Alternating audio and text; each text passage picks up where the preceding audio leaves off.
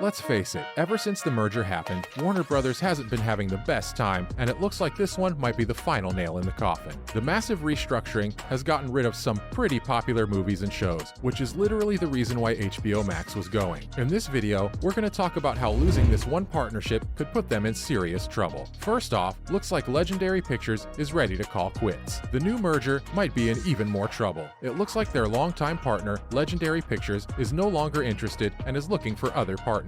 What kind of impact will this have? Well, it could affect huge franchises like Dune and MonsterVerse. We've heard that they're now planning to work with Sony Entertainment or Paramount Studios. Yikes! Those are two of Warner Brothers Discovery's biggest rivals. Even though this partnership with WBD was never exclusive, this change is happening at a bad time for the company, which has been having trouble with HBO Max. Many popular shows that were only available on HBO Max have been canceled and taken off the streaming service, making it nearly impossible for us to watch them legally. Up next, why are they even leaving? Well, it's a little tricky. It all started all the way back during COVID when Warner Brothers took some liberties with Legendary's movies. During the COVID-19 pandemic, Warner Brothers made the bold decision to put all of their 2021 movies directly on HBO Max for streaming, which we kinda get, like there was a pandemic, so we couldn't exactly watch movies. A lot of us liked being able to watch the newest WB movies from the comfort of our own homes, but LP was not happy that Dune and Godzilla vs. Kong were included in this direct-to-streaming release. Did you know that Legendary Studios even thought about suing Warner Brothers because they thought this deal would hurt how well the movies did at the box office? Like, it was pretty bad.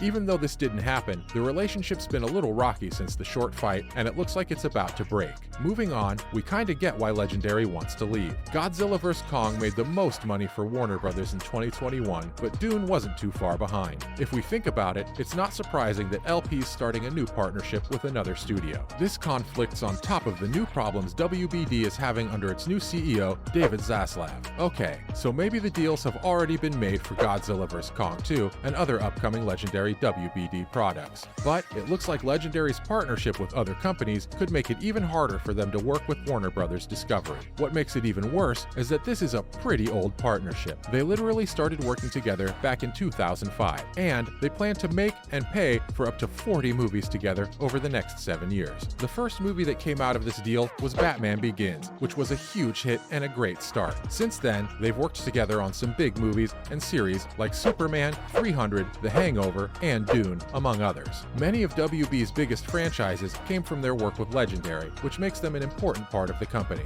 Next up, where did it all start to go wrong? It's not like they just up and left. They were mostly loyal to Warner Brothers until their deal ended in 2013. After that, they signed a similar co-production and co-financing deal with Universal Studios. Come on, of course, they had other deals going on too. During this time, they worked on movies like Jurassic World and kept making a few movies for Warner Brothers at the same time. After a string of movies like Skyscraper didn't do so well at the box office for Universal, the two companies let their deal with each other expire in 2019. Soon after, Legendary started working with Warner Brothers again. During this time, they've still made smaller movies that other companies like Netflix and Hulu have put out, but Warner Brothers has still put out most of the studio's biggest ones. Not to mention, which projects will they lose if Legendary leaves? Some of their biggest franchises, like the DCEU, came from this partnership. WBD's already lost Nolan and the Lego franchise, so any more tension with Legendary could make things even worse. Plus, LP has already started making movies like Dune Part 2 and Godzilla vs. Kong 2 for the near future. But the legal mess that could come from the two studios splitting up could make things pretty messy.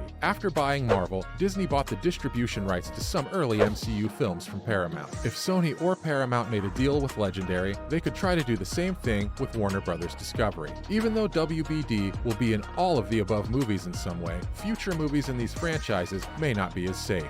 During the time that Legendary and Warner Brothers worked together, Legendary put up most of the money for many of the movies, while Warner Brothers was more of a distributor. Because of this, many of Legendary's franchises don't have a clear path forward. Dune: The Sisterhood, a spin-off show for HBO Max, has been in the works for a while, but it probably hasn't happened since WBD's been canceling big streaming projects and Legendary may be leaving. Finally, what kind of content purge is going on there? Well, if you haven't heard already, we should warn you that it's pretty bad. It all started in May when rumors started to spread that Zaslav was cutting down the number of HBO Max shows that Warner Brothers Discovery was making. The first project to be cut was a Max film about the Wonder Twins. At the time, the decision to cancel the film was justified by saying that it cost more than $75 million.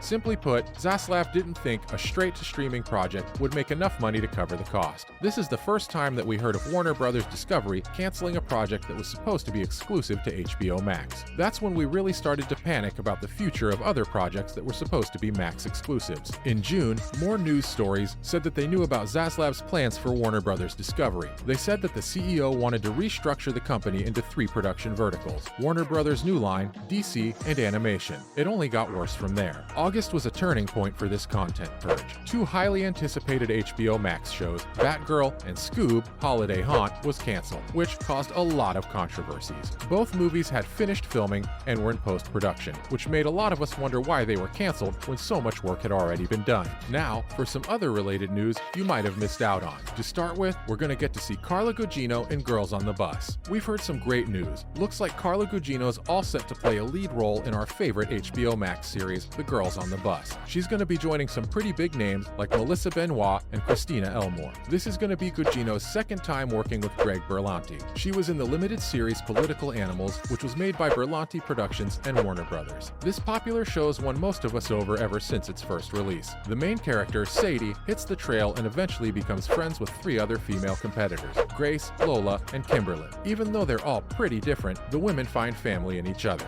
They also get to watch the battle for the White House, which is the best soap opera in town. Gugino's Grace Gordon Green is a longtime journalist and Sadie's friend and teacher. Grace is the queen of the scoop in the world of journalism. She's now going to be a series regular too, alongside the other girls. Following up, Harley Quinn was renewed for a 4th season. After TV Line told us that Harley Quinn Season 4 was a very safe bet, HBO Max confirmed that the Kaley Cuoco-led adult animated comedy will be back for a 4th season. We also heard that Sarah Peters, who's written for Harley Quinn since Season 1 and who's also currently a consulting producer, has been promoted to executive producer and showrunner for the new season. Why is this huge? Well, Peters has written for TV shows like Nathan for You. She takes over from Justin Halpern and Patrick Shoemaker, who've been in charge of the show since the beginning and are now running the hit ABC comedy Abbott Elementary. A lot of bad news for other animated shows on HBO Max came before the good news for Harley and Company, though. It looks like Batman, Caped Crusader, an animated retelling of the Batman mythology by Bruce Timm of Batman the Animated Series, is no longer going to be on the streaming service. Lastly, here's how you can catch the Elvis biopic on HBO Max. Elvis Presley was in more than 30 movies during his career, but a biopic about the king of rock and roll didn't come out until this year,